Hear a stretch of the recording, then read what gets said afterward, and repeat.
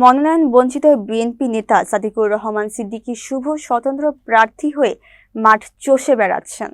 জনসাধারণের মধ্যে তার জনপ্রিয়তা বেড়েই চলেছে। জামালপুর ৩ মেলান্দহ ও মাদারগঞ্জ এলাকায় দিনে রাতে গণসংযোগ ও ভোট প্রার্থনা করেছেন শুভ সিদ্দিকী। তিনি শেষ পর্যন্ত স্বতন্ত্র প্রার্থী হিসেবে নির্বাচনী মাঠে থাকবেন। অপরদিকে উপজেলার বালিজুড়ি বাঁধের মাথা, নাদাগাড়ি, তেলিপাড়া, গোদারবাজার, সবিলাপুর ও ঘোষেরপাড়া এলাকায় ধর্মসভায় প্রধান অতিথি হিসেবে উপস্থিত ছিলেন তিনি। শুভ সিদ্দিকী বাঁধের মাথা বাজারে নিজেকে স্বতন্ত্র প্রার্থী হিসেবে ঘোষণা করেন এবং বিভিন্ন প্রতিশ্রুতি ব্যক্ত করেন।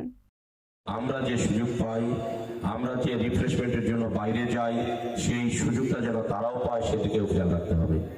আমাদের অনেক মা বোনেরা বছরের 2টি ঈদেও কিন্তু বাড়িতে যেতে পারে না।